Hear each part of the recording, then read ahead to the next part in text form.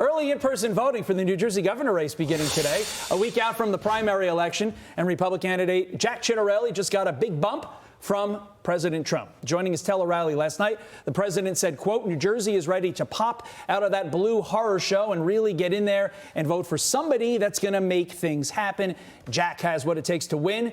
He has my complete and total endorsement. New Jersey gubernatorial candidate Jack Ciattarelli joins us now. Jack, good morning to you. So many of our viewers will remember that just how close you came to defeating Governor Phil Murphy in 2021, and here you are at it again. So 4 years later, where do you think you stand today as the primary is set to begin and also in the general election come November? Good morning, guys. We're in a very commanding position in the primary. We're not taking anything for granted. We'll finish strong over the last week. Early voting does start today, and we'll be up and down the state once again delivering our message that there's only one Republican who could win in November, and that's why I'm honored to have President Trump's complete and total endorsement. I really am. Having his faith, trust, and confidence. He knows New Jersey's in play. We have a spark that lit the fuse 4 years ago. He came real close last November. I'm looking forward to having him back for a rally and to campaign and get our message out. Now, Carly and I are both from Jersey, so we have a vested interest in this. But for those of us watching in maybe the 49 other states that are not the great state of New Jersey, how critical is this governor's race for Republicans as they try to break that blue wall of historically Democrat strongholds, not only in Jersey, but I'm looking a little bit at Virginia, which is purple right now, but, you know, historically in the past couple of decades has gone pretty Democrat. Other Democrat strongholds, potentially even New York. How important is this Jersey race? It's very important. As you mentioned, Todd, there's only 2 governor races in the entire country this year, and we intend in New Jersey to send a very loud and clear message, not just to New Jerseyans, but all across the nation. People across the nation and here in New Jersey want a safe country. Look what the president has done on the border. Under Joe Biden's very porous border, which wasn't at all secure, New Jersey was a border state. And so I'm working in partnership with the president, make sure the country is safe, and I'll work with him again, because New Jersey is not going to have sanctuary cities, nor will we be a sanctuary state when I'm governor. And my attorney general won't be suing the White House over his executive orders. Bill Spadea, who's a radio host in New Jersey, he's your closest Republican primary competitor. In terms of policy, what separates you two? We're very different, Carly, in our approach. But at the end of the day, we are still the minority party in New Jersey, which means we can't win unless we're united.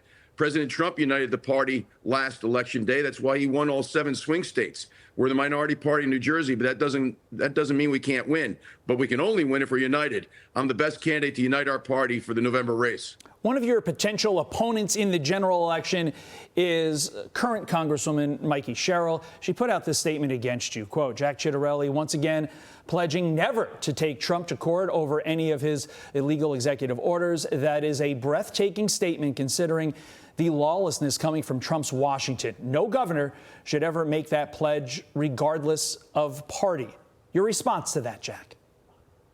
I don't really care who the nominee is on the other side, Todd. Every one of them has been complicit in Phil Murphy's failed policies. And if you notice, they never talk about Phil Murphy's failed policies. On the economy, he continues to raise taxes. On education, we just slipped from 2 to 12 on the National Report Card. Look what happened at our Jersey Shore over the Memorial Day weekend with the flash mobs. Why? Because the Democrats in the state go easy on criminals and have made life very difficult for our local police officers by handcuffing them. All that changes on day one of a Ciattarelli administration. We're going to make sure whoever the nominee is, we're going to hold them accountable, and the 25-year reign of the Democrats who've ruled Trenton accountable and responsible for Phil Murphy's failed policies of the last 8 years. So we talked about how you got President Trump's endorsement, which is no doubt going to help you in the primaries. But what about the general election? Are you concerned that that could be used against you if you do, in fact, cross the finish line on June 10th? Not one bit, Carly. He got 500,000 more votes than Phil Murphy did in 21. That was last year's election. But right now, he's polling 7 points better than Phil Murphy in this supposedly deep blue state. It's not deep blue when it comes to gubernatorial elections. We've won 6 of the last 11. We're going 7 for 12. The president knows that New Jersey in play. This is kind of his summer home. He spends a great deal of time at Trump National in Bedminster. I'm looking forward to working in partnership to deliver a victory for New Jersey and Republicans. Let's talk policy now. The Senate hard at work debating President Trump's big, beautiful bill, aiming to get it to the president's desk by the 4th of July. What will you do in the state of New Jersey to lower taxes in order to, let's say, make it more palatable for those Republicans that live and maybe are representatives in deep red states to go along with what the blue state Republicans want to do with the SALT cap raising of it. Because right now there are a lot of red state Republicans who say, why should I subsidize the ridiculously high and ridiculous tax policies of states like New Jersey, Connecticut, New York, California, Illinois? What will you do to make it more palatable to them, Jack? First, Todd, let me say to those that take that approach to this issue, New Jersey's a donor state. We send billions to Washington, D.C. for decades, and we're 49th in the nation in terms of return on investment. The money we get back from Washington, D.C. is nowhere near what we send. So I don't want to hear anything about other states subsidizing New Jersey over the SALT cap being raised to $40,000 from $10,000.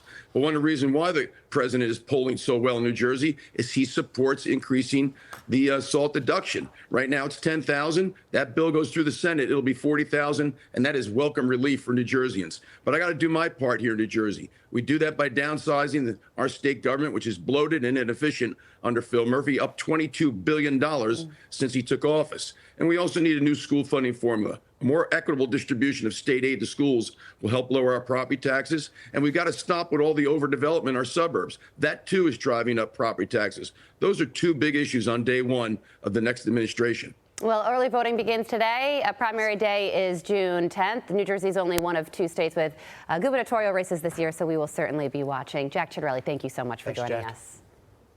Guys, thank you. You're very welcome.